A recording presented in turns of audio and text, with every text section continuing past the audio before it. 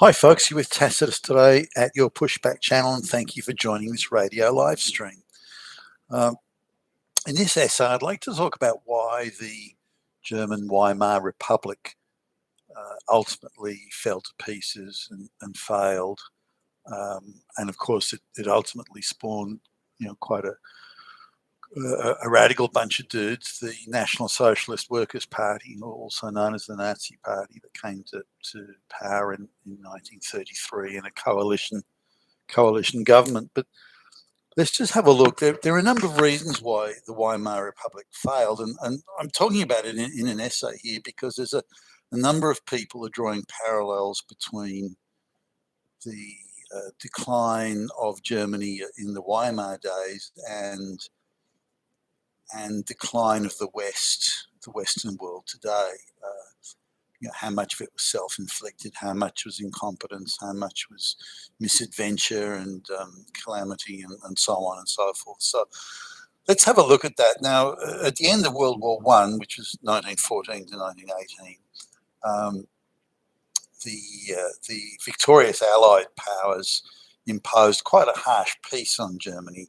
The World War I had been a very close-run thing, and the Germans coming within a whisker of prevailing in that conflict. And if it wasn't for the entry of the Americans into the war, then I think most commentators would say the German army would have prevailed in World War I. So nonetheless, even though the German army hadn't actually been defeated, it was not in such good shape.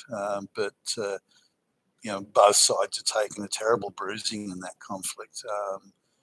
Gazillions of casualties, and so everybody was pretty keen to have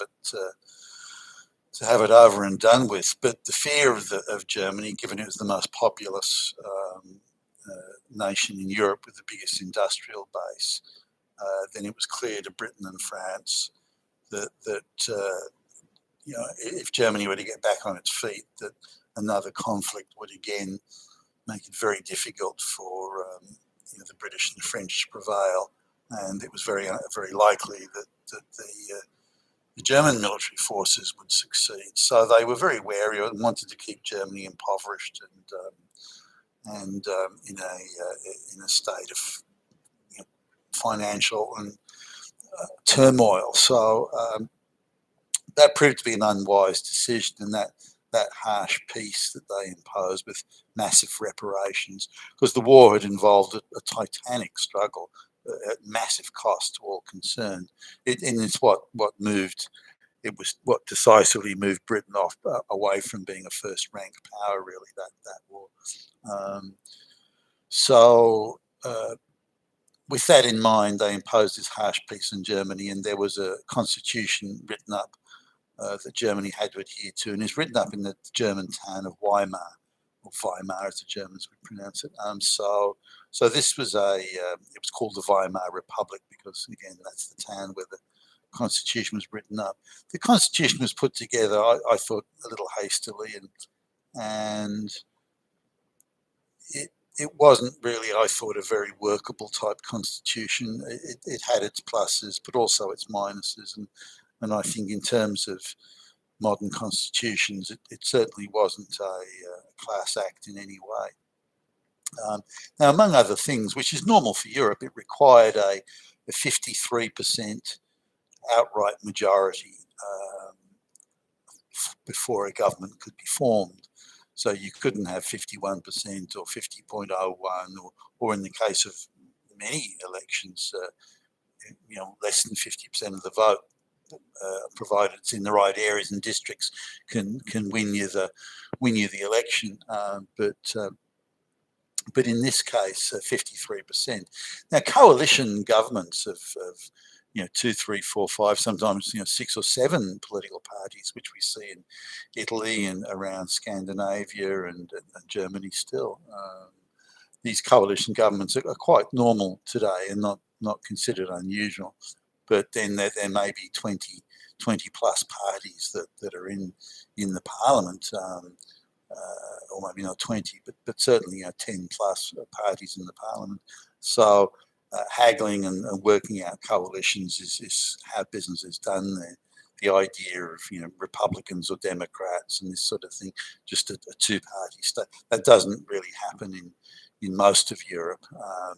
These coalitions are normal. 53% is a bit unusual in terms of the Weimar Constitution having a majority, but nonetheless.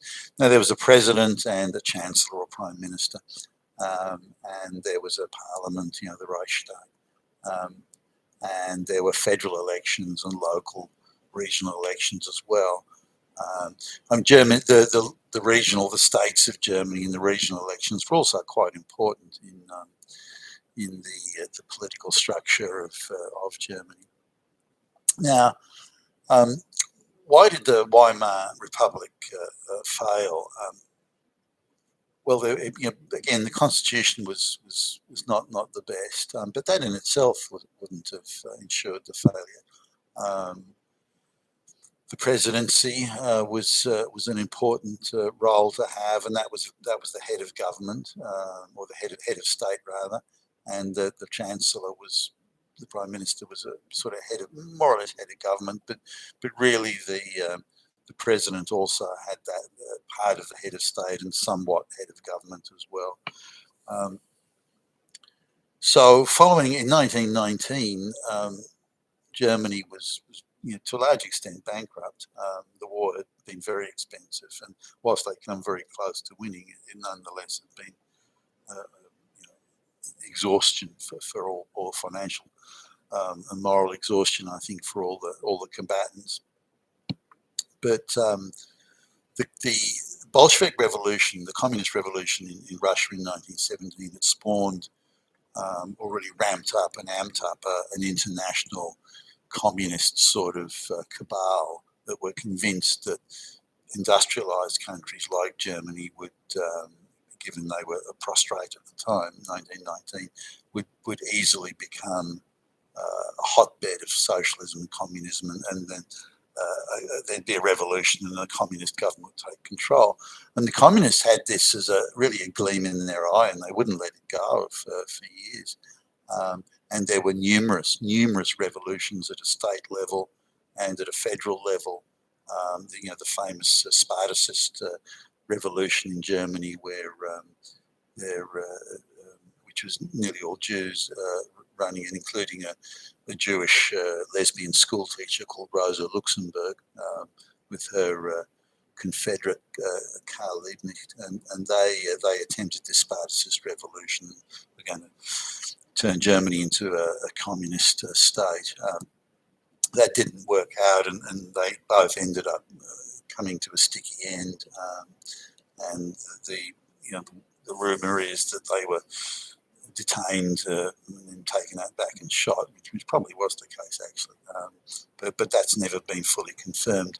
The Russians, the communist Russians, took great delight in honouring Rosa Luxemburg, and there's even around Europe now, in Paris, for example, there's Rosa Luxemburg Square, and there's Rosa Luxemburg Plaza in Berlin, and so she's been treated as a great heroine. I mean, in fact, if I know why, but anyway, maybe because she's a lesbian school teacher or something, I don't know.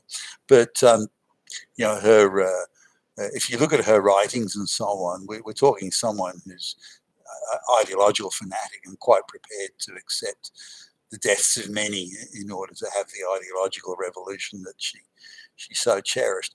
Nonetheless, there are numerous communist revolutions all over Germany, and the constitution limited the German military forces to 100,000, and this was hardly enough for a large state like Germany, 70 million or 70 plus million. But the police force was also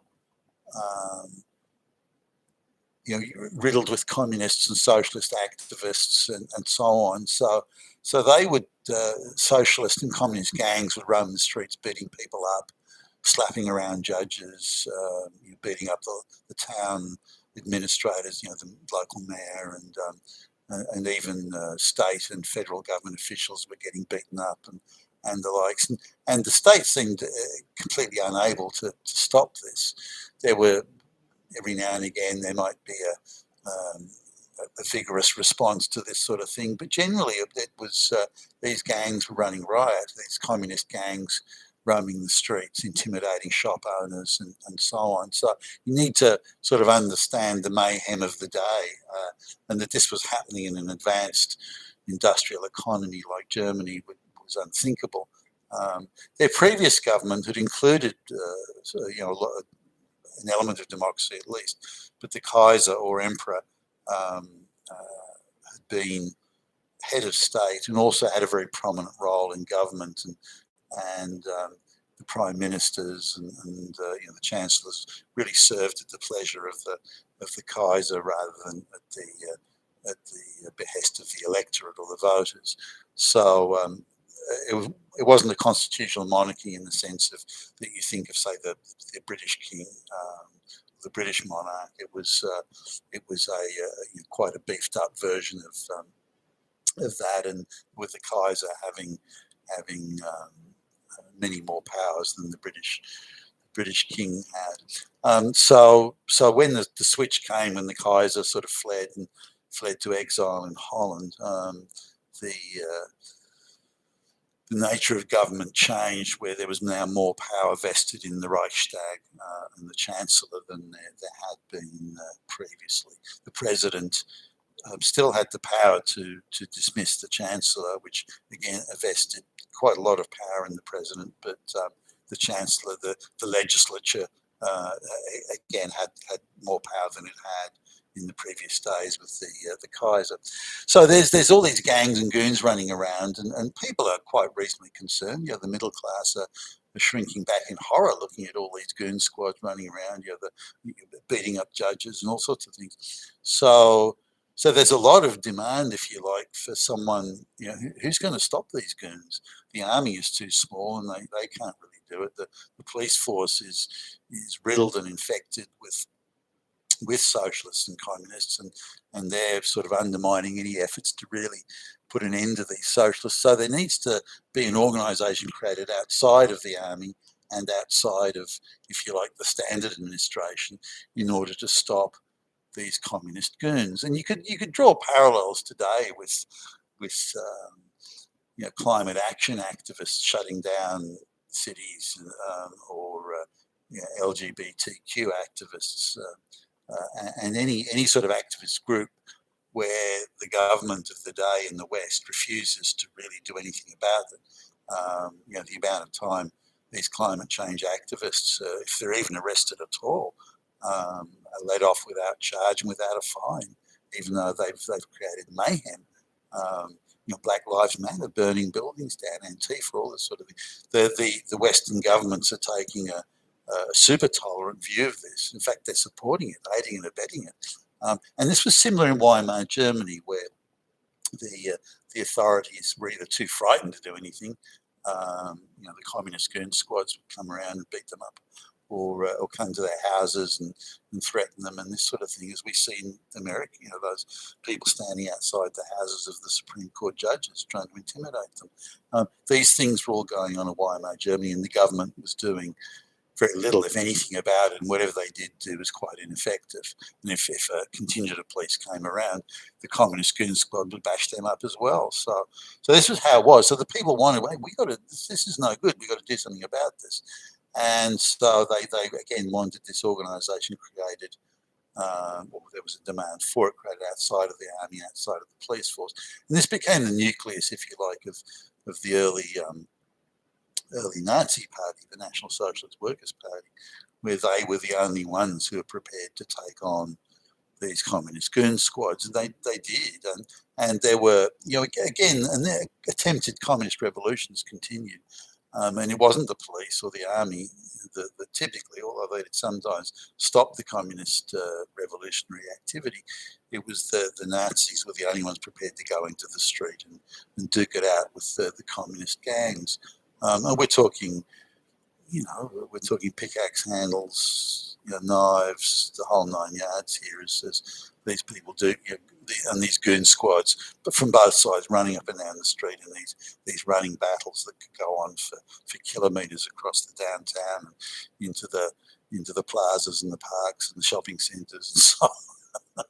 You can imagine that.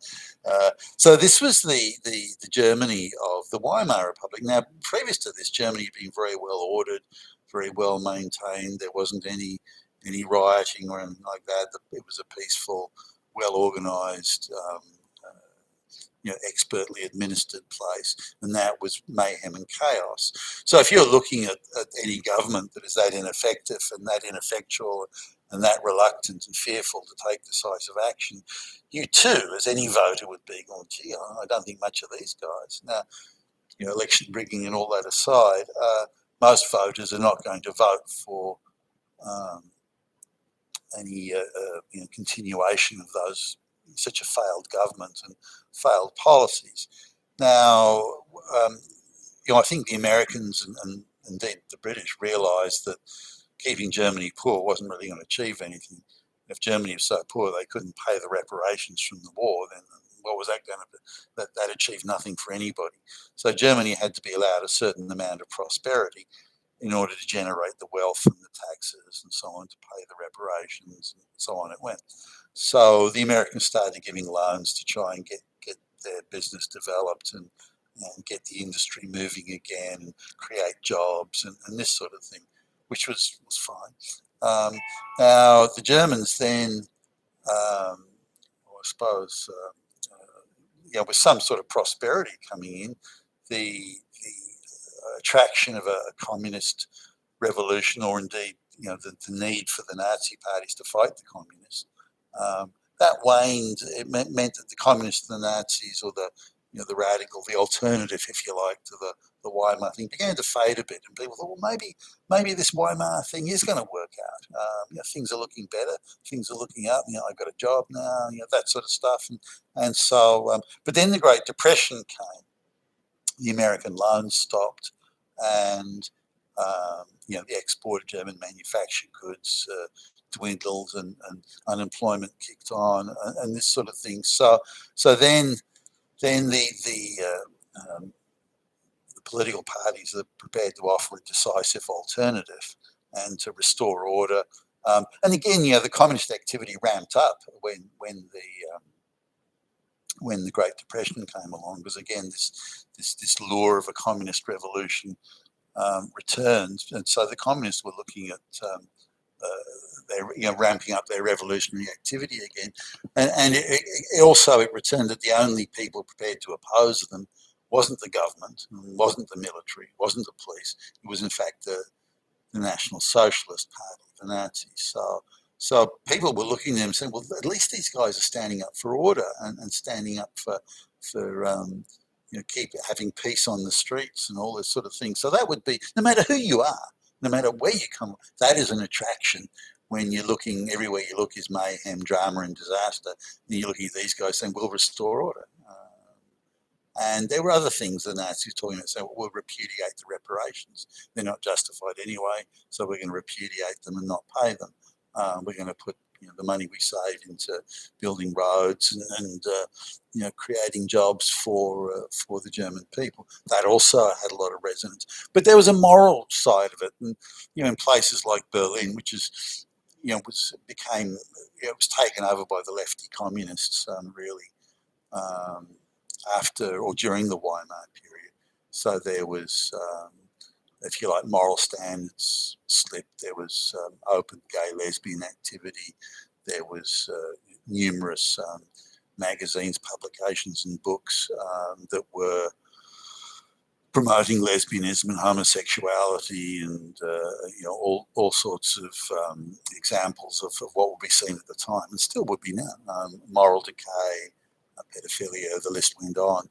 And this was viewed with horror by many Germans as well, this moral decline. Now, the thing that came to blow back on the Jewish people in particular was that nearly all these advocates for the gay, lesbian, and the pedophilia are nearly all Jewish. If we look at people like, Roth, for example, at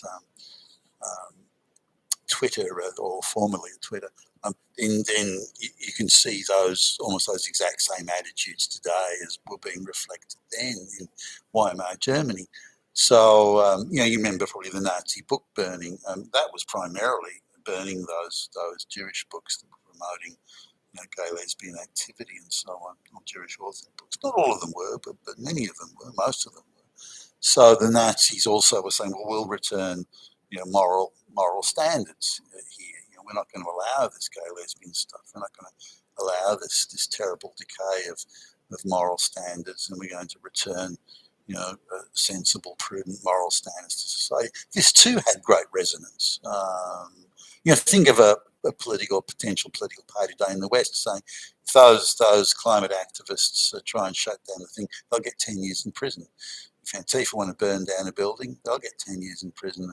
And if this and that, we're going to restore order. We're not going to put up with this silly nonsense. And people are going to be able to walk the streets without being fearful of being robbed, accosted, beaten up, killed. That would have great resonance. Now, there's no political party in the West that's prepared to do those sort of things. But those were the things that the Nazis were prepared to do. And as a result, they attracted a lot of votes. Never enough to meet the 53%, but they got 44, 45% of the vote, and then went into coalition with another political party to make it across the line with 53%, which is what brought Hitler to power as chancellor. But the Nazis weren't a sure thing. Far from it. Of the senior ministries in the government they were in coalition with. And remember, the Nazis were by far the bigger party. They were 5 times bigger than the other party they were in coalition with. But they only had two of the senior ministries, Hitler as chancellor, the prime minister, and Hermann Goering as minister for East Prussia. Prussia had been separated from Germany by a corridor of Polish territory, referred to as the Polish corridor, which is the issue that really started World War II. The Germans wanted to integrate East Prussia with Germany and wanted that corridor removed. The Poles said no, and the British and French guaranteed that Polish corridor, and that's why the Germans went to war at that stage. There may have been another pretext Hitler would have used, but that was the one at the time. So when Hitler became chancellor again, there was only 2 of the 11 senior ministries were the Nazis. So with very much the dialogue at the time between the senior politicians around the Reichstag that they would let Hitler restore order and settle things down, and then they would get rid of him when they were satisfied that he'd been used up, and of course. We know that that prediction didn't come to pass. So what Weimar Germany just had no support because the government was ineffective. They couldn't keep order. They couldn't maintain moral standards. And that's the parallel people are drawing today with the West. And maybe there is a parallel. I don't know. What do you think? You've been Tacitus today, your Pushback channel. Thank you for listening.